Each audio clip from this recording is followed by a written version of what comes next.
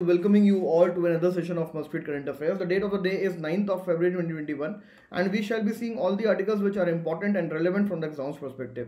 So let us begin this particular session. And to all the new learners जो आज हमारे साथ जुड़े हैं for the first time, please allow me to introduce to them few of the benefits of an academy subscription. If you take an academy subscription, then you get unlimited access to all the courses and classes of the educators who at present are teaching on the Unacademy's platform. You also get daily live classes which make sure that on the real time manner you are able to interact and engage with the faculty. Also there are live test and doubt clearing sessions at regular intervals जो ensure करते हैं कि आपका proper assessment होता रहे, and no gray area of yours is left to be touched upon during this preparation of civil services examination. You can easily take the Unacademy subscription by downloading Unacademy's learning app on a mobile phone. After this you will be offered two kind of subscriptions. One would be plus and second would be iconic. तो अगर आप plus subscription choose करते हैं then there would be multiple duration plans ranging from 1 month to up till 36 months. You can opt for the annual plan as it is the most recommended plan. अगर आपकी demand and requirement कुछ और है तो definitely you you can go for the different set of duration plans. लेकिन अगर आप annual plan opt करते हैं then it will cost you 49,500 rupees. You can here avail extra 10% off by applying my code NAMAN, and then the final price would be reduced to 44,550 rupees. अगर आप iconic plan choose करते हैं then it is bit expensive. Also it has certain additional benefits like that of personal coach, mains question answer practice, study planner, personalized feedback and so on. इसकी annual pricing है 69,500 rupees की. यहाँ पे भी आपको 10% off मिल जाएगा if you apply my code NAMAN NAMAN, and the final price then would be reduced to 62,550 rupees. Optional की अगर आपको डेडिकेटेड प्रिपरेशन करनी है तो उसके लिए एक अलग से सब्सक्रिप्शन आपको लेना पड़ेगा, that is called as optional subscription. It also ranges from 1 month to 36 months, that is up till 3 years. But जो रिकमेंडेड प्लान है यहाँ पे वो अगेन 1 year का है, 1 year का है. It will cost you 27,500 rupees. Again you can avail 10% of by applying my code NAMAN, and the final price then would be reduced to 24,750 rupees. Please guys pay attention here that this 10% discount is gonna reduce to 5% after the month of February. तो अगर आप लोग plan कर रहे हैं subscription लेने के लिए of any of the subscription, optional subscription, plus, iconic और any kind of subscription of any duration, तो ये बेस्ट मंथ है आप लोगों के लिए सब्सक्रिप्शन लेने के लिए, बिकॉज इसके बाद आपको सिर्फ 5% डिस्काउंट मिलेगा, 10% आपको डिस्काउंट नहीं मिलेगा. ओके, अनअकैडमी कॉम्बैट में आप सब लोग पार्टिसिपेट कर सकते हैं, जो प्रीलिम्स प्रीलिम्स को डेडिकेट करते हुए एक सीरीज, टेस्ट सीरीज कंडक्ट करता है अनअकैडमी. तो यहाँ पे आपको अपॉर्चुनिटी मिलती है at the pan India level to assess yourself and also to win some of the exciting prizes. Let us come on to the articles of the day. तो आज जो हम आर्टिकल्स डिस्कस करेंगे that is of 9th of February, कुछ उतने significant articles आज नहीं है. सो मोर और less paper was full with the articles of glacial lake outburst causing flood in the Uttarakhand, and there were again some editorials जहाँ से हमें कुछ keywords, कुछ कॉन्सेप्ट्स पिक करने का एक अच्छी अपॉर्चुनिटी मिलती है. तो उतने कुछ इंपॉर्टेंट आज हमारे आर्टिकल्स नहीं है. रिवीजन पॉइंट ऑफ व्यू से आज का सेशन आप अटेंड कर सकते हैं. Point number 1. Point number 2, definitely कुछ अदर सेक्टर्स हैं, कुछ अदर टॉपिक्स हैं जहाँ पे हम फर्दर अपने पर्सपेक्टिव्स को डेवलप करेंगे, एक वैल्यू वहाँ पे, कंटेंट वैल्यू हम वहाँ पे ऐड करेंगे. So first talking about the glacier lake outburst जो basically which happened in the Chamoli district of the Uttarakhand because of the maybe because of the still the research is going on by the Wadia Institute. तो अभी तक जो outcomes आ रहे हैं, जो research बता रही हैं, जो इन्वेस्टिगेशंस बता रही हैं, that it can be caused because of the avalanche. एक अवलांच हुआ होगा, मे be because of that the glacier lake could not sustain that pressure, could not sustain that damage and it burst, जिसके कारण water जो accumulated था उस lake में वो इट केम आउट.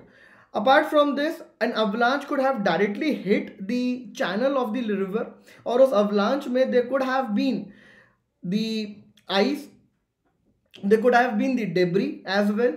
तो उसके कारण भी जो चैनल का फ्लो है वो सिग्निफिकेंटली इंक्रीज हो गया, क्योंकि आइस भी मेल्ट होती है and the melting of ice could have further increase because of the friction as द ice and sediments were falling down from the high peak towards the channel flow.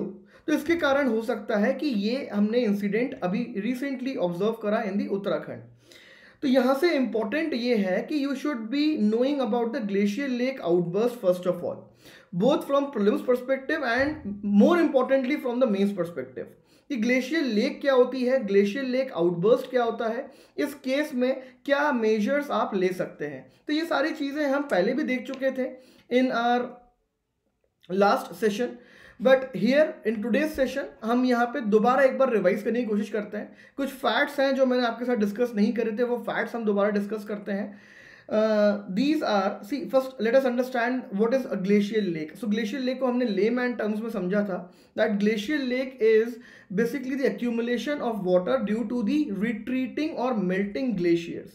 तो जब melting glaciers होते हैं, retreating glaciers होते हैं, उनके कारण जब वाटर एक्यूमुलेट हो जाता है। अब ये एक्यूमुलेट कहाँ होता है? It accumulates around the loosely and naturally occurred sediments due to the moraine of the glaciers. अब moraine क्या होते हैं? So moraine is the sedimentation formed at the lateral and at the terminal of a particular glacier.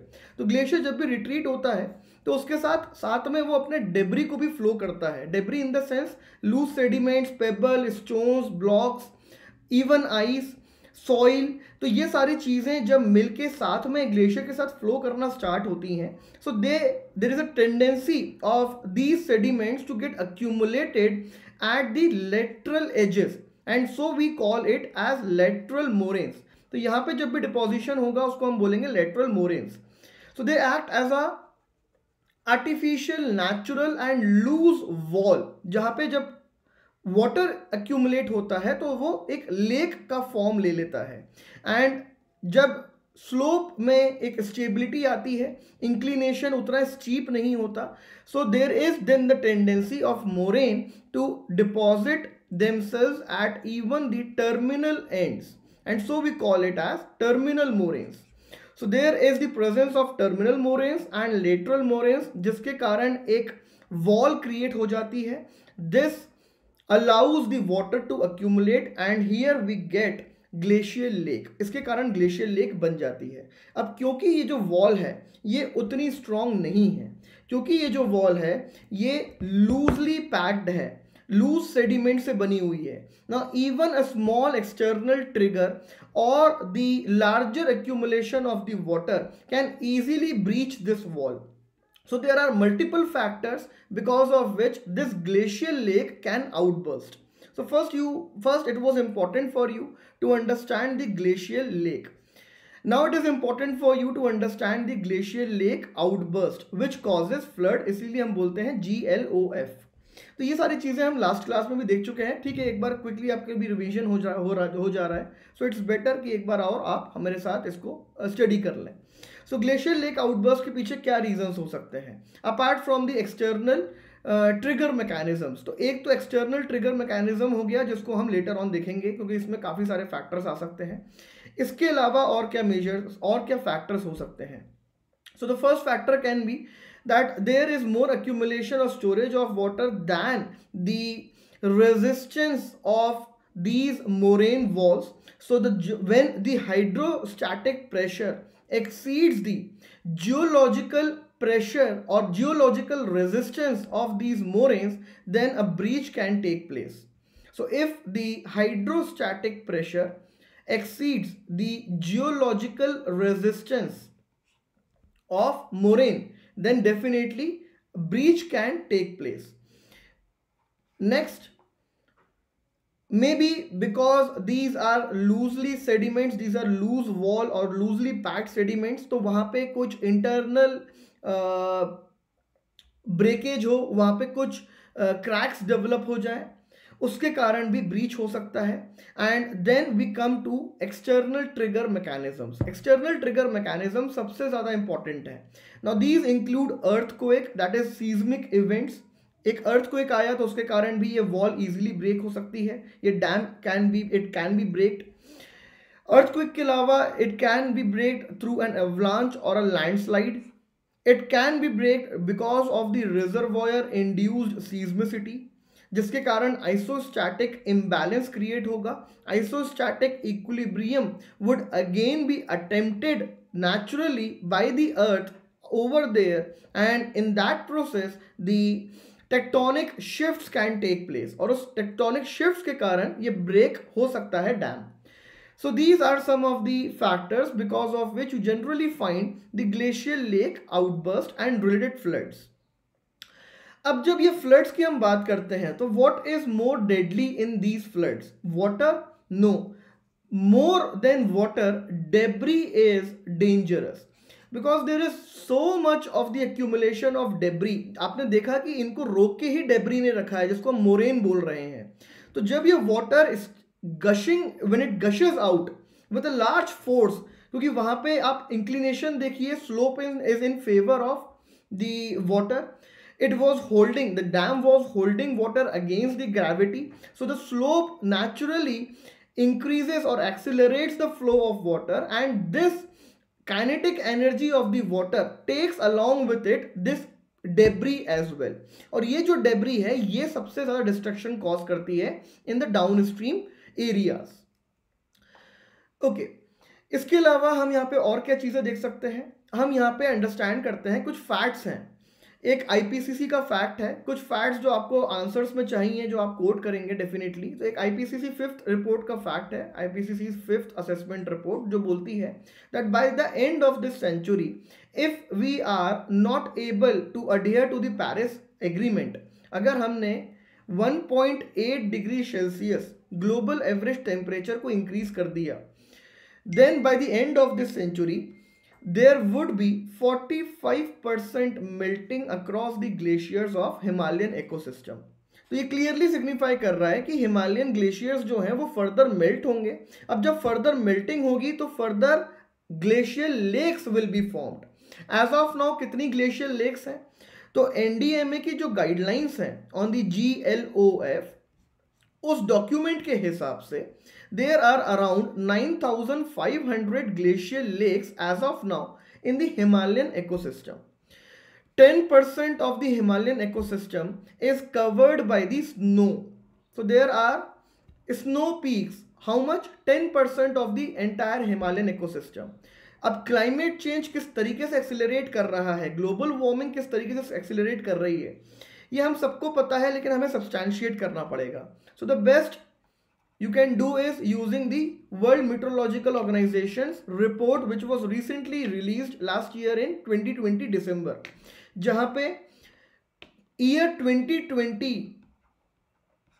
increased the global average temperature by 1.2 degree Celsius as it was said by the WMO.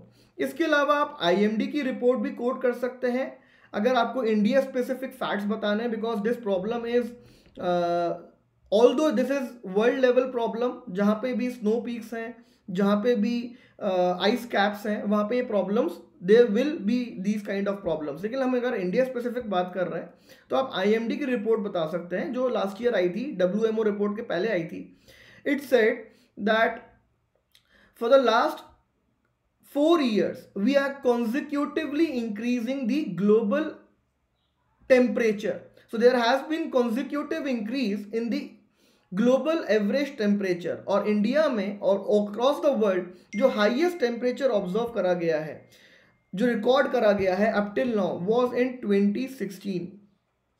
तो 2014 onwards continuously temperature increase हो रहा है. अब इसमें irony कहाँ देखी गई? In the year 2020, because in the year 2020 there was La Nina which was prevailing, there was not El Nino. La Nina tends to come up with or tends to prevail cooling conditions. उसके बावजूद year 2020 was recorded to be one of the most warmest years to have been ever recorded in the history of earth. और जब से हमने recording start करी है तब से. तो ला नीना इवेंट के बावजूद अगर आप इतनी ज़्यादा ग्लोबल वार्मिंग ऑब्जर्व कर रहे हो, तो ये जो 10% स्नो पीक कवर है, 9,500 ग्लेशियर्स हैं, और जो glacial levels, glacial lakes increase हो रही हैं इंडिया में. अब उसमें आपको ये रिपोर्ट, ये आर्टिकल में आपको मिलेगा देखने को, दैट 2005 में एक इन्वेंट्री बनाई गई थी of the glacial lakes on in the Himalayan ecosystem. उस इन्वेंट्री के हिसाब से there were around 127 glacial lakes, जो 2015 में रिवाइज करी गई तो नंबर ऑफ लेक्स कितनी इंक्रीज हो गई by 300, it got increase to 352। So there was approximate increase of 230 पकड़ लीजिए, रफली आपको याद रहेगा, 230 ग्लेशियल लेक्स इंक्रीज हो गई in just 1 decade. And these are those lakes जिनको हमने मैप कर लिया, आइडेंटिफाई कर लिया। There are numerous small glacial lakes which can not be identified even by the satellite, right. तो ये जितनी ज्यादा ग्लेशियल लेक्स इंक्रीज होंगी उतने ज्यादा वल्नरेबिलिटी बढ़ेगी of the downstream areas, of the downstream regions. तो यहाँ पे क्या करना चाहिए? अब हमने सारा प्रोसेस समझ लिया, हमें फैक्ट्स पता है, हिमालयन इकोसिस्टम कितना वल्नरेबल है हमें ये पता है, ग्लेशियर लेक क्या होती है, आउटबर्स्ट कैसे होता है हमें ये पता है। और अगर हम सीज्मिसिटी की बात करें, सो जो हिमालयन इकोसिस्टम है it falls, the complete Himalayan ecosystem falls in the seismicity zone of 4 and 5, highest seismic zone में ये फॉल करता है। तो एक्सटर्नल ट्रिगर मैकेनिज्म्स यहाँ पे हाईली प्रिवलेंट है, ये भी हमें पता है। इसके साथ साथ अगर एक्सटर्नल ट्रिगर मैकेनिज्म्स प्रिवलेंट है, may be because of the seismicity, तो टेक्टोनिक मूवमेंट्स भी यहाँ पे काफी ज्यादा प्रिवलेंट है, because it is a fragile ecosystem, it is still evolving ecosystem. तो this Himalayan ecosystem is still evolving, अभी भी ग्रो कर रहा है, tectonic activity is still active, the plates are still active, जिसके कारण यहाँ पे अवलांचेस हो सकते हैं, लैंडस्लाइड्स हो सकती हैं, इसके कारण यहाँ पे faulting हो सकती है, because of which later on you can find more number of such external trigger mechanisms. And the last factor that you need to include in the GLOF is definitely the anthropogenic activities. तो anthropogenic activities again are one of the major reasons why we are facing more number of disasters. एक तो global warming के पीछे भी anthropogenic reason है, but अगर हम localised level पे एंथ्रोपोजेनिक रीजंस को रिलेट करने की कोशिश करें, लाइक इन दिस केस, तो हमने भी काफ़ी हद तक स्लोप्स को डिस्टेबलाइज करा है। कैसे करा है? By coming up with the infrastructure developmental projects including the electricity lines, roads, construction of dams, reservoirs, construction or allowing, facilitating the urban development across the slopes, on the slopes, which are again very much sensitive. तो ये जो major reasons हैं, these are largely because of the anthropogenic interventions. तो ये भी आप इसमें include करेंगे। अब हम इसके आगे बढ़ते हैं। अगर हम देखें कि हमें ग्लेशियर लेक आउटबर्स्ट जैसे इवेंट्स को कैसे कंट्रोल करना है, तो दो आपके पास रास्ते होते हैं, एक होता है स्ट्रक्चरल मेजर्स, एक होता है non structural measures. Structural measures में जो बेस्ट पॉसिबल वे फॉरवर्ड है, that is ensure the less amount of water in these glacial lakes. जितना कम पानी होगा उतने कम वल्नरेबिलिटीज होंगे, because even then if there is an outburst, so because there is less amount of water, तो downstream damage कम होगा। वाटर ज़्यादा होगा तो डाउन स्ट्रीम डैमेज भी ज़्यादा होगा, बिकॉज उसकी काइनेटिक एनर्जी ज़्यादा होगी, उसकी लोड कैरिंग कैपेसिटी ज़्यादा होगी, so it will be in a position to carry more debris of the moraine and this will impact in a significant manner in the downstream. तो आपको ensure ये करना है कि पानी का लेवल ग्लेशियर लेक्स में कम से कम हो। अब ये आप कैसे करोगे? तो सबसे पहले तो आपको आइडेंटिफिकेशन करना पड़ेगा, that is you need to identify all the important and those kind of glacial lakes which have potential to cause the damage. तो लार्ज ग्लेशियर लेक्स आप पहले मैप आउट करेंगे, जिसमें आप हजार्ड जोनेशन की बात कर सकते हैं, वल्नरेबिलिटी मैपिंग की बात कर सकते हैं and so on. After this you have to come out with the engineered solution, जिसमें कंट्रोल्ड वाटर पैसेज आपको प्रोवाइड करना पड़ेगा थ्रू दीज और इन दीज डैम्स। तो वाटर एक्यूमुलेट ना हो, आपको एक पैसेज प्रोवाइड करना पड़ेगा जहां से water can slowly and on a continuous manner can come out. तो धीरे धीरे जब पानी अपने आप ऑटोमेटिकली निकलता रहेगा तो वहां पे स्टोरेज पानी का नहीं होगा। तो अगर कभी फ्यूचर में कोई अवलांच आता है, अर्थक्वेक आता है, डैम आउटबर्स्ट होता है तब भी कोई खास डैमेज उससे नहीं होने वाला है डाउन स्ट्रीम में. So this is the best possible way forward that you can go for. अब यहाँ पे एक इंजीनियर्ड सोल्यूशन है आपके पास. इंजीनियर्ड सोल्यूशन के अलावा आपके पास सैटेलाइट बेस्ड टेक्नोलॉजी है जिसका आप इस्तेमाल कर सकते हैं फॉर द आइडेंटिफिकेशन. तो already we have various research institutions जो फिजिकल मॉनिटरिंग भी करते हैं, फिजिकल आइडेंटिफिकेशन भी करते हैं, like that of Wadia Institute. लेकिन आप यहाँ पे सैटेलाइट का भी इस्तेमाल कर सकते हैं. और यहाँ पे बताया गया है कि सैटेलाइट में अपर्चर बेस्ड रेडार इमेजेस का आप इस्तेमाल कर सकते हैं because they are more precise and they can even let you know about the glacial lakes which till now were not identified but have the potential to cause large amount of damage in the downstream ecology. Right. तो ये आप structural measures में बात कर सकते हैं. अब अगर हमें नॉन स्ट्रक्चरल मेजर्स की बात करनी है तो यहाँ पे आपको बात करनी पड़ेगी capacity development of the local community because these kind of disasters when they take place they often take place in the remote areas. Such areas are not readily accessible, so it becomes very difficult for the concerned authorities like the SDRF, NDRF to provide immediate assistance and relief. तो relief operations आप immediate basis पे वहाँ पे provide नहीं कर सकते हैं because of the terrain and related difficulties. तो ज़रूरी है कि आप लोकल कम्युनिटीज़ को, अगर आपने आइडेंटिफाई करा कि एक ग्लेशियर लेक है जो वल्नरेबल है and in future it can lead to these kind of disasters, तो उससे रिलेटेड जितनी भी कम्युनिटीज़ हैं वहाँ पे आप ये कैपेसिटी डेवलपमेंट प्रोग्राम्स स्टार्ट करें ताकि अगर कोई डिजास्टर होता है so they are in a well position, they know very well कि हमें कैसे खुद को इवैक्यूएट करना है और बाद में हमें कैसे रिलीफ ऑपरेशंस में हेल्प करना है. सो it will be a win win kind of a situation.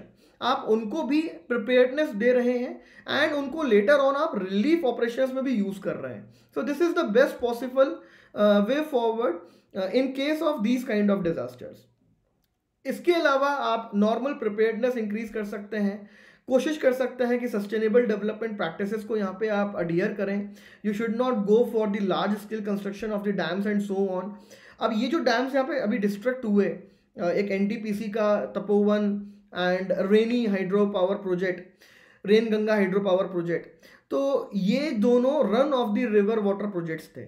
यहाँ पे वैसे भी लार्ज स्केल रिजर्वॉयर्स फीजिबल नहीं है, they are not allowed because large scale reservoirs अगर आप यहाँ पे बनाने जाओगे तो अगेन आइसोस्टैटिक बैलेंस जो है वो अपसेट होगा, फ्रजाइल इकोसिस्टम है उसके कारण फॉल्टिंग हो सकती है, रिजर्वॉयर इंड्यूस्ड सीस्मिसिटी हो सकती है and it can then lead to numerous disasters, landslide, avalanches, earthquake, flooding etcetera. तो यहाँ पे इसलिए प्रेफर किए जाते हैं run of the river projects जहाँ पे लीस्ट या no water storage is maintained. So these are the projects which make use of the kinetic energy of the water, and since these rivers, these projects are in the upper reaches, so obviously there is high kinetic energy, there is good velocity of the water which is then used to churn the turbines जिसके कारण आप फिर electricity produce करते हैं. तो run of the river water projects आप यहाँ पे डेफिनेटली बना सकते हैं, but again you need to be cautious of the vulnerabilities of that particular region. जैसे अब ये जो दो प्रोजेक्ट्स थे, अगर यहाँ पे पहले से आइडेंटिफाई किया होता, जैसे अभी जो प्रिलिमिनरी इन्वेस्टिगेशन रिपोर्ट्स आ रही हैं सामने कि an avalanche would have been caused, तो प्रीकर्सर इंडिकेशंस होते हैं. कोई भी जियोग्राफिक या जियोमॉर्फोलॉजिकल इवेंट होने से पहले there are certain precursor events. एकदम से कोई इवेंट हो जाए बहुत ही रेयर होता है, they develop gradually with time. जैसे फॉर एग्जांपल अगर कोई अर्थक्वेक हो रहा है तो वो इमीडिएट हो सकता है, लेकिन अगर कोई अवलांच है, लैंडस्लाइड है, तो फ्रैक्चर्स, क्रैक्स आपको देखने को मिल सकते हैं. अगर आप प्रॉपर मॉनिटरिंग कर रहे हैं तो आपको जियोलॉजिकल डिस्टर्बेंसेस देखने को मिल सकते हैं, राइट. तो ये सारी चीज़ें आपको आइडेंटिफाई करनी है and on the basis of this you have to disseminate the information. तो डिसेमिनेशन ऑफ इंफॉर्मेशन भी एक यहाँ पे आप नॉन स्ट्रक्चरल मेजर्स में बता सकते हैं. तो these are some of the things that you should know, जो आप बताएंगे. एकदम कोर कंटेंट है ये, इसके यहाँ पे मैंने आपके साथ कोई भी जेनरिक बात नहीं करी है. फैक्ट्स हैं जिनको आपको यूज़ करना है, लिमिटेड फैक्ट्स मैंने आपको बताए हैं, so as to substantiate your point, so as to show the gravity of the topic, gravity of the issue, कि ये इशू कितना ज़्यादा ग्रेव है, राइट। यहाँ पे इसकी कोई डाउट है तो आप मुझसे डिस्कस कर सकते हैं। ऑलरेडी काफ़ी सारी चीज़ें हम पहले डिस्कस कर चुके थे, फैक्ट्स वगैरह हमने डिस्कस नहीं करे थे तो आज वो भी कर लिए। बाकी डिजास्टर मैनेजमेंट में मैंने आपको बहुत सारे कीवर्ड्स दिए हैं, वो आप यहाँ पे यूज़ कर सकते हैं, लेकिन आपने फोकस कहाँ करना है, एक तो हजार्ड जोनेशन पे आपने फोकस रखना है, मॉनिटरिंग एंड आइडेंटिफिकेशन पे फोकस रखना है, उसके बाद आपने फोकस रखना है कि कैसे लोकल कम्युनिटी को आपको प्रिपेयर करना है, क्योंकि these are the ones who will be the first responders, ये पहले होंगे जो रिस्पॉन्ड करेंगे। अभी भी यही हुआ कि एसडीआरएफ टीम को काफ़ी टाइम लग गया वहाँ पे जाने में, and the local community was the first to respond but was not very well trained. तो अगर वो वेरी वेल ट्रेन्ड होंगे so they know exactly how they have to proceed, right. तो ये आर्टिकल्स भी उसी के रिस्पेक्ट में आए थे आज पेपर में, एक बार आप चाहें तो एक बार क्विकली रीड कर सकते हैं, कॉन्क्रेटाइज हो जाएगा आपका content and thought process. Okay, now this article is very good, we will use it in the internal security and people's participation में भी आप इसको यूज कर सकते हैं। तो people's participation can ensure better implementation of social welfare schemes and so on. लेकिन यहाँ पे हम सोशल सेक्टर की बात नहीं कर रहे हैं, हम सिक्योरिटी एस्पेक्ट्स की बात कर रहे हैं। तो गवर्नमेंट ने एक नई स्कीम लॉन्च करना सही समझा है। Government has trying to come up with a new scheme and so it has on a trial basis as of now launch this particular scheme.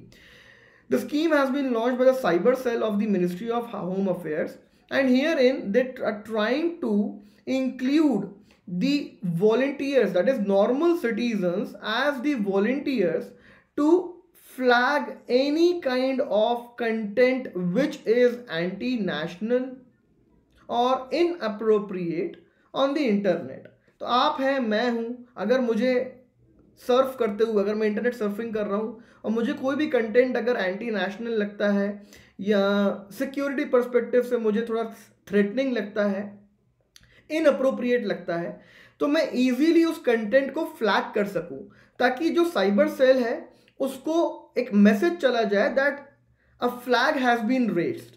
अब अगर जब more number of flags would be raised on a particular content, then cyber cell will become for them easy to take an action against that particular content. अब लेकिन इसका misuse होने के chances भी बहुत ज़्यादा हैं, specially when we have a polarised society.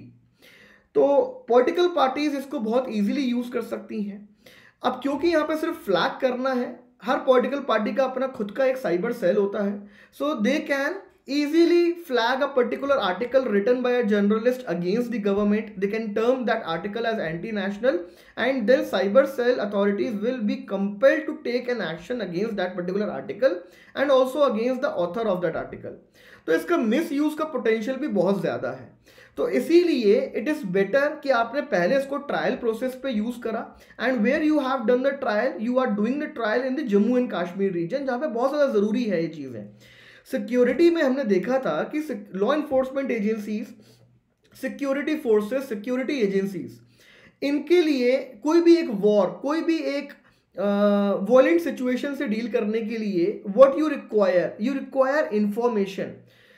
जितना जल्दी, जितना एक्यूरेट आपके पास एक इंफॉर्मेशन आती है, the better chances are there of your getting of your success out there. तो इंफॉर्मेशन कलेक्शन, अभी तक हम फिजिकली डिपेंडेंट थे, हम फिजिकल चैनल्स पे डिपेंडेंट थे इंफॉर्मेशन कलेक्शन के लिए और इंफॉर्मेशन डिसेमिनेशन के लिए। But for that same information collection, if we can resort to the cyber front, then it will become very easy for us to locate and then disrupt those kind of channels, user accounts or websites, apps which are involved into anti-national kind of activities, or you can say against the India security framework kind of activities। लेकिन यहाँ पे जो मैंने आपको misuse बताया उस पर आपको ज़्यादा फोकस करना है, और यहाँ पे सिर्फ आप एक वर्ड यूज कर सकते हैं, that clear legal framework needs to be ensured. अब आप इसको जम्मू एंड कश्मीर में यूज कर रहे हैं तो फाइन, देखिए, जो प्रोपोर्शनैलिटी का टेस्ट है वो आप खुद से भी हर जगह अप्लाई कर सकते हैं। एक होता है मीन्स और दूसरा होता है ऑब्जेक्टिव, और इन दोनों के बीच में अगर आपको रैशनल नेक्सस मिलता है, so accordingly you can take a good decision. Means क्या है? दैट आपने लोगों को वॉलंटियर बना दिया कि वो फ्लैग कर सकते हैं एक पर्टिकुलर कंटेंट को। ऑब्जेक्टिव क्या है? ना ऑब्जेक्टिव इज कि हमें सिक्योरिटी में हेल्प चाहिए। We want to reduce the events of radicalisation, recruitment of militants, online terrorism and the organised crime networks running both on the physical land on the cyber front. तो ये हमारा objective है। तो अब अगर मैं इसको इम्प्लीमेंट करता हूँ जम्मू एंड कश्मीर में, तो इसके जो एडवर्स कॉन्सिक्वेंसेज हैं डेफिनेटली वो आउटवे हो जाते हैं बाय दी सिक्योरिटी कंसर्न्स। लेकिन अब अगर मैं इसको पूरे इंडिया पे, that is India's main land पे अप्लाई करता हूँ, तो इंडिया के मेन लैंड पे सिक्योरिटी कंसर्न्स उतने ज़्यादा बड़े नहीं हैं। अब वहाँ पे ये आउटवे नहीं हो पाएंगे by the concerns of this particular scheme कि इसका मिसयूज हो सकता है। तो उसके लिए आपको एक क्लियर लीगल फ्रेमवर्क चाहिए कि ये जो वॉलंटियर्स हैं ये किस बेसिस पे फ्लैग करेंगे, साइबर सेल किस लेवल पे आके इंटरसेप्ट करेगा एक पर्टिकुलर आर्टिकल को, वेबसाइट को, ऐप को, एक ऑथर को। तो ये सारी चीज़ें should be well spelled out, right. तो इस आर्टिकल को आपको एग्जाम्पल की तरह यूज़ करना है। जम्मू कश्मीर नॉर्थ ईस्ट में LWE रीजन में आप इसको एकदम खुल के यूज़ कर सकते हैं without even mentioning the loop holes of it. लेकिन अगर आप इसको मेनलैंड में यूज़ करना चाहते हैं, दैट इज़ अगर आप बताना चाहते हैं कि साइबर फिशिंग के केसेस बहुत ज़्यादा बढ़ गए हैं इंडिया में, राइट, या साइबर सिक्योरिटी थ्रेट्स इंडिया में बढ़ रहे हैं as we are increasing the penetration, और जैसे जैसे डिजिटल पेनिट्रेशन इंक्रीज हो रहा है, इंटरनेट कनेक्टिविटी इंक्रीज हो रही है, वैसे वैसे साइबर थ्रेट्स भी इंक्रीज हो रहे हैं। So for that if you want to give this as an example कि एज अ सोल्यूशन, तो यहाँ पे आपको थोड़ा सा कॉशियस होना पड़ेगा because now you are applying this scheme on a large base. Getting my point? तो यहाँ पे एक क्लियर लीगल फ्रेमवर्क की जरूरत है बिकॉज मिस यूज के पोटेंशियल इसका बहुत ज्यादा है। ओके, यूनिवर्सल हेल्थ केयर का टॉपिक काफ़ी टाइम से इंडिया में चल रहा है और इसके बेसिस पे इसके ऊपर हमने डिस्कशन भी करा है in detail of the Pradhan Mantri Jan Arogya योजना। तो प्रधानमंत्री जन आरोग्य योजना के हमने डिटेल डिस्कशन करा है कि इसमें क्या प्रोविजंस हैं और क्या इसमें मेजर लूप होल्स हैं, राइट। तो अगर मैं इसमें बात करूं आयुष्मान भारत की, तो 5 लाख का लोन मिल रहा है, 5 लाख का कवर मिल रहा है, insurance cover of each family of 5 members, कोई कैपिंग नहीं है। उसके अलावा 50 करोड़ हाउस होल्ड्स को हम कवर करने की कोशिश कर रहे हैं। इसके साथ साथ हमने primary and tertiary health care भी फोकस करा है because we are emphasising on the health and wellness centre. तो इसके लूप होल्स में जो हमने पॉइंट एड्रेस करा था, दैट इज हम through this Pradhan Mantri Jan Arogya Yojana are trying to promote curative health care in a country. Curative health care की तरफ हम आगे बढ़ रहे हैं, प्रिवेंटिव हेल्थ केयर को हमने मिस कर दिया है। और क्योंकि आपने प्रिवेंटिव हेल्थ केयर पे फोकस नहीं करा, so the number of diseases are still increasing and the coverage that you are providing will be increasing on a continuous basis. तो कितना पैसा आप पंप करते जाओगे? आज 100 लोग बीमार हैं, कल और 200 लोग बीमार हो जाएंगे। So today you are providing the social security net to these 100 people, then you will be providing it next year, say for example to 150 people, then to 200 people. तो आपके पास कितना financial appetite है to provide this insurance coverage? So for this it is important कि अगर आप curative health care को promote कर रहे हैं, then you should equally balance it by the preventive health care. Preventive health care में जो सबसे इंपॉर्टेंट है, एक तो है अवेयरनेस ऑफ हाइजीन, सैनिटेशन, स्वच्छ भारत मिशन भी प्रिवेंटिव हेल्थ केयर का पार्ट है। Personal hygiene preventive health care का पार्ट है। जो आयुष मिनिस्ट्री काम करती है वो एक प्रिवेंटिव हेल्थ केयर का पार्ट है। इसके अलावा PHCs पे फोकस करना प्रिवेंटिव हेल्थ केयर का पार्ट है बिकॉज PHCs जो होते हैं वो डिसीज को इनिशियल स्टेज पे ही आइडेंटिफाई करने का पोटेंशियल रखते हैं। उसको क्योर करने का पोटेंशियल रखते हैं, ग्रास रूट लेवल पे रिक्वायर्ड अवेयरनेस को जनरेट करने का, डिसेमिनेट करने का पोटेंशियल रखते हैं. So you need to work on the PHCs, ताकि एक जो इंडिविजुअल गांव में बीमार पड़ता है उसको उस बीमारी के लिए एक मेट्रो शहर के सुपर स्पेशलिटी हॉस्पिटल में ना आना पड़े. You should stop this disease right there at the grass root level to an extent as it is possible. तो यहां पे एग्जांपल दिया गया है इस आर्टिकल में थाईलैंड का. तो ये एक एग्जांपल आप पिक कर सकते हैं कि यूनिवर्सल हेल्थ कवरेज की जब भी आप बात करें, ऑल दो examples are given of European countries like UK. तो यूके का जो यूनिवर्सल हेल्थ कवरेज है वो काफ़ी वेल प्रेज्ड है, वेल अप्रिशिएटेड है, उसको आप यूज़ कर सकते हैं. लेकिन अगर हमें एशियन कॉन्टिनेंट में बताना है so you can go with Thailand, because India की इकोनॉमी, थाईलैंड की इकोनॉमी नाउ आर एंजॉइंग और now are having almost equivalent per capita kind of an income. तो थाईलैंड ने 20 साल पहले यूनिवर्सल हेल्थ केयर के ऊपर फोकस करा था. And what gave it the results? इसका इंक्रीमेंटल अप्रोच ने इसको रिजल्ट्स दिए. Incremental in the sense it kept on investing the health apparatus gradually and continuously and in the incremental terms. हर साल उसने बजट को इंक्रीज करा और कंसिस्टेंटली उसने मेंटेन करा कि हमें हेल्थ इंस्टीट्यूशंस को इम्प्रोवाइज करना है और हेल्थ अवेयरनेस को हमें फर्दर जनरेट और डिसेमिनेट करना है. तो इंडिया यहाँ पे इस मॉडल को अडॉप्ट कर सकता है. अब इंडिया ने प्रधानमंत्री जन आरोग्य योजना के थ्रू क्यूरेटिव हेल्थ केयर को तो एड्रेस करा है. Definitely it is appreciative as well. कुछ यहाँ पे लिमिटेशंस हैं जो हमने देखे थे इंश्योरेंस को लेके एक्सेट्रा एक्सेट्रा, तो वो सारे लूप होल्स हम एड्रेस कर सकते हैं, प्लग कर सकते हैं डेफिनेटली. लेकिन अब यहाँ पे जो इस साल बजट आया है उसमें गवर्नमेंट ने प्रधानमंत्री आत्मनिर्भर भारत स्वास्थ्य योजना को लॉन्च करने की बात करी है.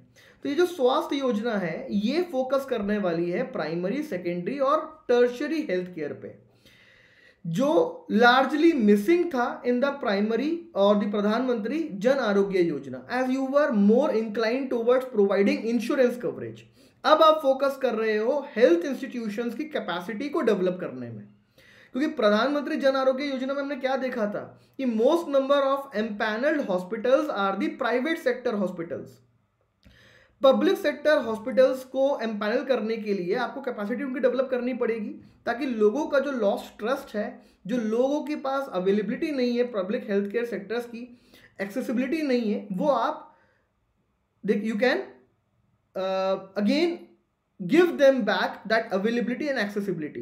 उसके लिए कैपेसिटी डेवलप करनी है. So for that this yojana will be very helpful, because यहाँ पे आपका फोकस रहेगा primary, secondary, tertiary health care की कैपेसिटी डेवलप करने में. Still you are lacking on the one parameter and that is preventive health care. तो preventive health care पे अभी भी फोकस नहीं है और ये एक लूप होल आप बता सकते हैं ओवरऑल हेल्थ केयर सेक्टर में.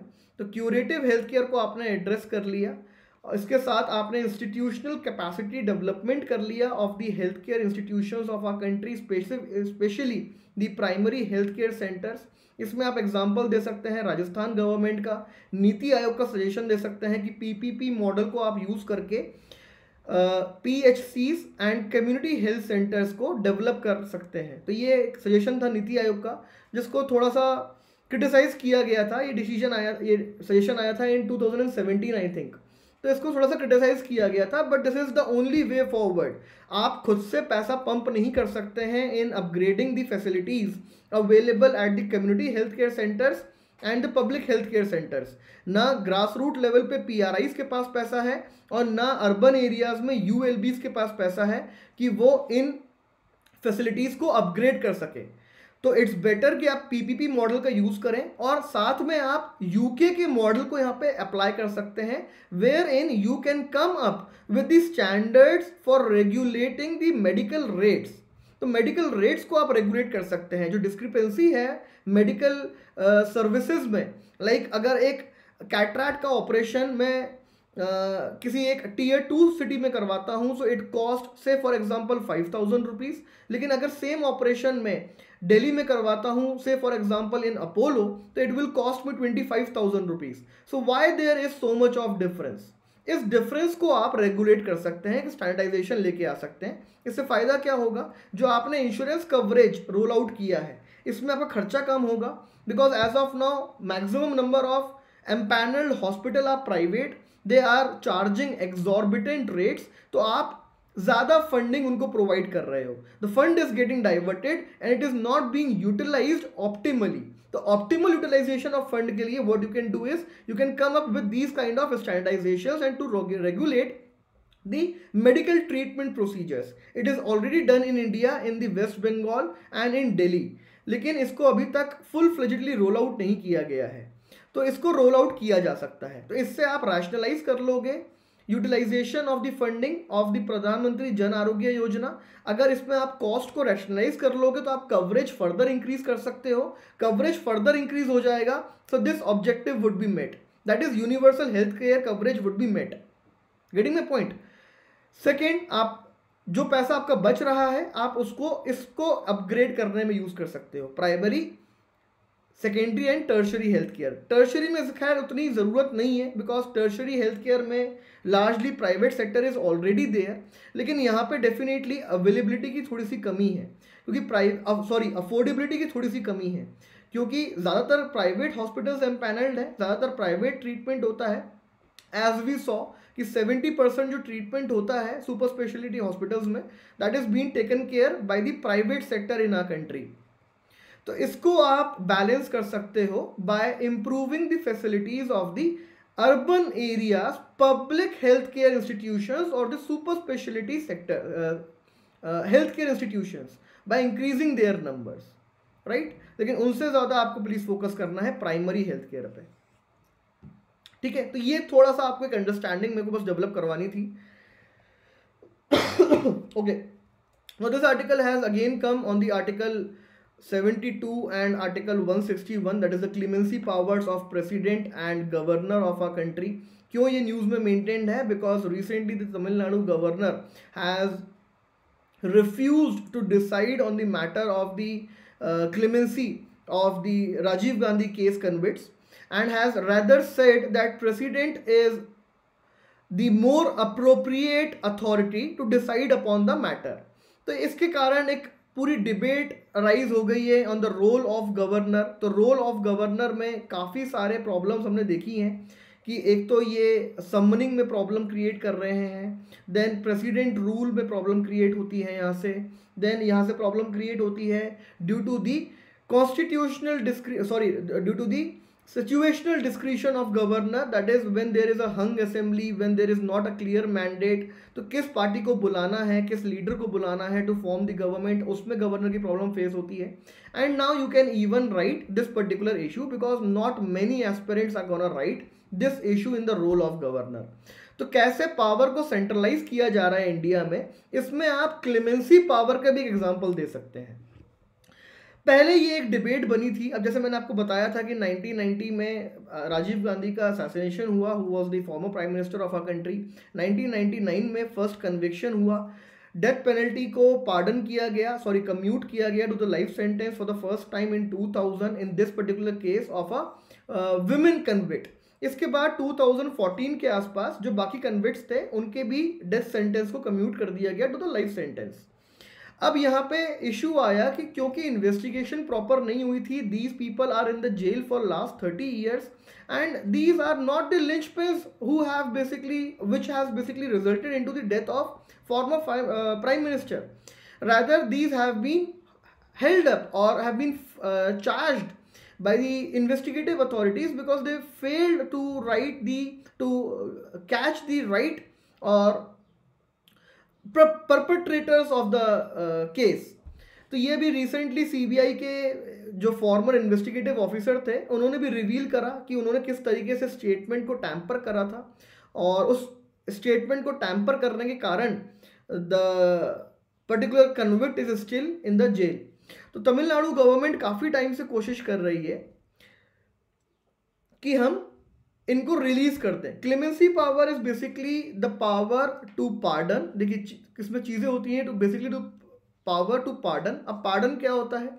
Pardon is basically to absolve a convict of all the charges. एक कन्विक्ट को आप एक वापस नॉर्मल सिटीजन बना सकते हो इफ यू यूज और if you make use of power pardon. The only difference between article 72 and article 161 is कि गवर्नर पार्डन कर सकता है सारे सेंटेंसेस को एक्सेप्ट द डेथ सेंटेंस। तो डेथ सेंटेंस को ये पार्डन नहीं कर सकता है governor. Apart from this he can or she can pardon all the sentences on the equal footing like that of president. Then there are powers of commutation wherein you change the character of the punishment. Like for example, if there is a death punishment, you can change the character from death punishment to the life imprisonment. Then there is remission wherein you can reduce the punishment. So there is, if there is 7 years of punishment, you can reduce it to 5 years of punishment. Then there is reprieve. Now in reprieve also you reduce the punishment, but here you do not change the character. तो रेमिशन और reprieve में एक छोटा सा difference है, वो ये है कि रेमिशन में आप कैरेक्टर भी चेंज कर सकते हो। दैट इज, अगर रिग्रेस इम्प्रिजनमेंट है 7 साल का, तो आप उसको रिड्यूस कर सकते हो टू सिंपल इम्प्रिजनमेंट ऑफ 5 साल। तो ये आपने पनिशमेंट का कैरेक्टर चेंज कर दिया। Getting my point? रिप्राइव में आप सिर्फ सेंटेंस को रिड्यूस कर सकते हो, कैरेक्टर चेंज नहीं कर सकते हो। तो अगर रिग्रेस इम्प्रिजनमेंट है 7 साल का, तो आपको उस रिग्रेस ही रखना है, उसको 4 साल कर सकते हो, 3 साल कर सकते हो, 2 साल कर सकते हो। And then there is respite. अब रिस्पाइट में क्या होता है?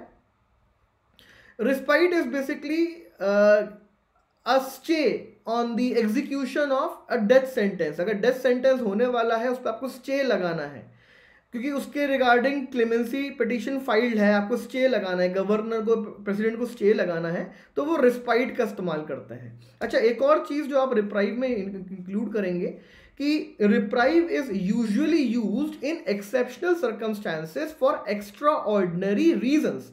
जैसे कोई इनमेट, अगर विमेन इनमेट है जो प्रेग्नेंट है, तो इस स्पेशल केस के रिस्पेक्ट में आप रिप्राइव यूज कर सकते हो, राइट? और आप सेंटेंस को रिड्यूस कर सकते हो। बाकी टाइम आप कम्यूटेशन, रेमिशन या पार्डन को ही फॉलो करते हो जनरली। तो ये क्लेमेंसी पावर्स होती हैं। तो इन क्लेमेंसी पावर्स का इस्तेमाल करके 2014 में सारे कन्विक्ट्स के डेथ सेंटेंस को कन्वर्ट कर दिया गया लाइफ सेंटेंस में। अब यहाँ पे फिर नया इशू आया कि इन्होंने 30 साल ऑलरेडी जेल में बिता लिए हैं, अब इनको हमें रिलीज करना चाहिए। तो जब इनको रिलीज करने की बारी आई, तो सेंट्रल गवर्नमेंट ने ऑब्जेक्शन उठाया, बिकॉज आर्टिकल 72 में president can take or make use of his clemency powers for all the offenses mentioned under the union laws, whereas governor can make use of his or her clemency powers for all the offenses under the state laws. तो पहले क्या हुआ था? पहले these convicts were convicted under Tada. अब टाडा क्या है? Central government का लॉ है। तो ये गवर्नर इसमें कुछ भी अपनी क्लेमेंसी पावर यूज नहीं कर सकता, प्रेसिडेंट को ही करना पड़ेगा। लेकिन सुप्रीम कोर्ट ने टाडा को ड्रॉप कर दिया। तो फाइनली ये हुआ, मैं पूरी स्टोरी आपको नहीं बता रहा हूँ बिकॉज इंपॉर्टेंट नहीं है एग्जाम पॉइंट ऑफ व्यू से, बस आप इशू समझ लो क्या था। तो फाइनली सुप्रीम कोर्ट ने ये बोला इन द 2013-14 टाइम कि the only offence is under IPC. Public order में केस फाइल हुआ है आईपीसी में। तो आईपीसी में दोनों के पास, प्रेसिडेंट के पास और गवर्नर के पास इक्वलेंट क्लेमेंसी पावर्स हैं। दोनों यहां पे अपनी पावर्स को एक्सरसाइज कर सकते हैं। Now it depends upon the convict कि वो पहले गवर्नर के पास जाते हैं या वो डायरेक्ट प्रेसिडेंट के पास जाते हैं, राइट? तो श्रीहरन एक केस था, श्रीहरन जजमेंट था of the supreme court of 2015। This Sriharan judgement में सुप्रीम कोर्ट ने बात बोली थी that the convicts of the Rajiv Gandhi case are free to approach either to the governor और प्रेसिडेंट। तो जो सेंटर ने यहाँ पे पहले एक हिंड्रेंस कॉज करा था कि आप सिर्फ सेंटर प्रेसिडेंट के पास ही आ सकते हो, गवर्नर के पास पावर नहीं है, वो यहाँ पे सुप्रीम कोर्ट ने इरेज कर दिया, एलिमिनेट कर दिया। उसके बाद सेंटर ने भी परमिशन दे दी कि ठीक है आप रेमिशन प्रोवाइड कर सकते हो इनको। और ये 2018 में तमिलनाडु की स्टेट कैबिनेट ने रिकमेंड करा गवर्नर को कि you should remit the sentence of these life convicts of the Rajiv convicts. Governor ने 2018 से लेके 2020 तक कोई भी डिसीजन नहीं लिया। फिर केस गया सुप्रीम कोर्ट में। सुप्रीम कोर्ट ने इस डीले को एक्स्ट्रा ऑर्डिनरी डीले बोला और गवर्नर को बोला that you should come up with the decision and don't compel us to use our extraordinary powers and encroach upon your power. So it's better कि आप खुद decision ले लें, already जो डिले है वो एक्स्ट्रा ऑर्डिनरी है, right. इसके बाद जनवरी 2021 में, सॉरी फरवरी 2021 में, मतलब इसी महीने, गवर्नर ने जिनको डिसाइड करना था कि हमें रेमिशन देनी है, अब उनके पास कोई डिसीजन नहीं है। देखिए ये जो क्लेमेंसी पावर्स हैं, यहाँ पे डिस्क्रिशन नहीं चलता है गवर्नर का। मरूराम जजमेंट है ऑफ सुप्रीम कोर्ट 1980 का, इसमें क्लियरली स्पेल्ड किया था सुप्रीम कोर्ट ने that the clemency powers are to be exercised by the president or by the governor on the recommendation of the state or the union cabinet. There is no discretion in the exercising of clemency powers. तो governor को अगर बोल दिया गया है कि आपको recommend करना है, आपको अगर इनको रिलीज करना है और ये रिकमेंडेशन स्टेट कैबिनेट से आई है, राइट, तो गवर्नर को वो काम करना पड़ेगा। गवर्नर के पास डिस्क्रिशन नहीं है। अब गवर्नर ने यहाँ पे क्या करा, गवर्नर ने बोला that I am not the right और the appropriate authority to decide on this matter, so the case now should be presented before president. So president now will decide on the case. I am not the appropriate authority. So this is completely unconstitutional, क्योंकि governor is against the Maru Ram judgment as well, और governor के पास ही यहाँ पे powers थी। तो ये पूरा केस है, इसके बारे में ये आर्टिकल आया था। एक क्विक रीड अगर आप देंगे तो that would be good. Prelims के लिए आर्टिकल 72, आर्टिकल 61 आपको पढ़ना चाहिए, आपको पता होना चाहिए निटिग्रिटीज, मोर और लेस मैं आपको बता ही चुका हूँ। अच्छा, एक और डिफरेंस है, कोर्ट मार्शल के जो ऑर्डर्स आते हैं, दैट इज जो आर्म्ड फोर्सेस के कोर्ट्स होते हैं, अगर वो कोई ऑर्डर देते हैं तो उसमें भी अगर कोई आपको क्लेमेंसी पावर एक्सरसाइज करवानी है तो वो सिर्फ प्रेसिडेंट करता है, गवर्नर नहीं कर सकता। पार्डनिंग में डिफरेंस है, गवर्नर डेथ सेंटेंस को पार्डन नहीं कर सकता, प्रेसिडेंट ही सिर्फ डेथ सेंटेंस को पार्डन कर सकता है। हाँ, गवर्नर डेथ सेंटेंस को कम्यूट कर सकता है, रेमिट कर सकता है, रेस्पाइट लगा सकता है, पार्डन नहीं कर सकता, प्रेसिडेंट कर सकता है। कोर्ट मार्शल के ऑर्डर्स में गवर्नर कुछ नहीं कर सकता, प्रेसिडेंट सब कुछ कर सकता है, राइट। और प्रेसिडेंट यूनियन लॉज के रिस्पेक्ट में डिसाइड करता है, जो गवर्नर है वो स्टेट लॉज के रिस्पेक्ट में डिसाइड करता है। यहाँ पे कोई कंफ्यूजन नहीं होना चाहिए, ये कॉन्स्टिट्यूशन में मेंशन्ड है।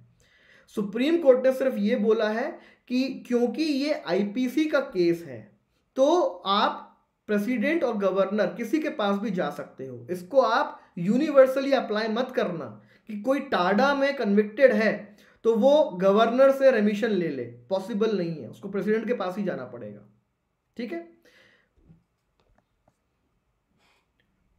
ओके, ये एक छोटा सा होमवर्क है आप लोगों के लिए। आप मुझे एक पैराग्राफ में आप बस मुझे लिख के बताइए। मैं कई बार डिस्कस कर चुका हूं आपके साथ, एमएसपी इशू मैंने आपके साथ डिटेल में डिस्कस करा है कम से कम 2 से 3 बार, कि एमएसपी क्या होती है, कैसे दी जाती है, कौन देता है, कैसे कैलकुलेट करी जाती है, सारा उसका फॉर्मूला, क्या बेनिफिट्स हैं, क्या नुकसान है, क्या इसको लीगल स्टेटस मिलना चाहिए नहीं मिलना चाहिए, एक्सेट्रा, सब डिस्कस करा है मैंने आपके साथ। एक छोटा सा क्वेश्चन है और ये क्वेश्चन यही है, why not enact law to ensure MSP, ये आपका क्वेश्चन है। इसको एक पैराग्राफ में आप मुझे बस आंसर दीजिए कि एमएसपी को लीगल गारंटी प्रोवाइड करनी चाहिए या नहीं करनी चाहिए, दैट्स इट। आपके आंसर आने के बाद हम इसको लेटर ऑन डिस्कस करेंगे। फिर US has decided under the new presidentship of the Joe Biden to again become part of office of high commissioner for human rights. तो इस ऑफिस के बारे में हमने कुछ टाइम पहले डिस्कस करा था कि ये ऑफिस फॉर्म हुआ था for the first time in 1993। ये लीडिंग यूएन एंटिटी है to fight with the human rights and so on. फिर इसके बाद इसके 4 ऑब्जेक्टिव्स हमने देखे थे। It promotes the international human rights and protects the human rights, it also empowers people, it helps the state governments to develop the expertise capacity so as to fight or so as to uh, ensure human rights in their own territorial rights or in their territorial entities. And the last जो इसका objective है कि ये कोशिश करता है कि UN के जो भी रेजोल्यूशंस हैं, कन्वेंशंस हैं, उनमें ह्यूमन राइट्स को हम इंक्लूड कर सकें। फिर हमने देखा था ह्यूमन राइट्स काउंसिल के बारे में। तो ह्यूमन राइट्स काउंसिल अलग है from the OHCHR, it is an inter governmental body और इसके पास इन्वेस्टिगेशन पावर्स होती हैं, राइट। इसके 47 मेंबर्स हैं, इसके पास इन्वेस्टिगेशन पावर्स होती हैं। ये 2006 में फॉर्म हुई थी। तो ये सारी चीज़ें हमने देखी थी। तो एक छोटा सा ट्रैक बस आपको रखना है कि क्या चेंजेस हो रहे हैं यूएस में, बिकॉज ट्रम्पिज्म किस हद तक रिवर्स हो रहा है और किस हद तक एक्सटेंड किया जा रहा है, इसका अगर एक आइडिया आपको रहेगा, so that will be good for you whenever you have to address a particular question in the prelims, interview और mains stage. So these were some of the articles जो डिस्कस कर रहे थे आप लोगों के साथ। कोई भी नया आर्टिकल नहीं था, सारे पुराने आर्टिकल थे। कुछ डाउट है आपको तो आप डिस्कस कर सकते हैं, पूछ सकते हैं, otherwise we will call it a day.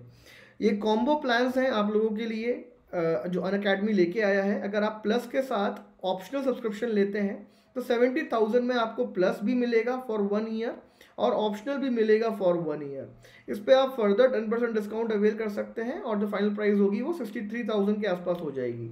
Iconic के साथ अगर आप ऑप्शनल लेते हैं तो 88,000 है, इसमें भी 10% ऑफ आपको अवेलेबल हो जाएगा एंड जो फाइनल प्राइस है that would be then 80,000 something, approximately to 80,000। तो अगर आप प्लान कर रहे हैं तो this is the right time to go for the subscription, because फरवरी में ही सिर्फ आपको 10% का डिस्काउंट मिल रहा है। फ्रॉम मार्च ऑनवर्ड्स 5% का डिस्काउंट मिलेगा। ओके, एथिक्स की क्लास मैं अनअकैडमी पे नहीं कंटिन्यू करूंगा, I will continue it on PrepNets. So I definitely will take ethics for all of you, but on prepnets, not on Unacademy, as I'll be leaving Unacademy or we are disassociating in the month of February, right? तो आप बेफिक्र रहो, current affairs हम पढ़ाते रहेंगे, the content will be same, everything will be same, the platform will be changed, that's it. तो Telegram पे आप प्रेपनेट्स अगर ज्वाइन कर लेते हैं channel, so you can remain updated, आप मेरे साथ टच में रह सकते हैं, right. That will be a good thing. कुछ डाउट है किसी को तो आप प्लीज डिस्कस करें, otherwise we will call it a day.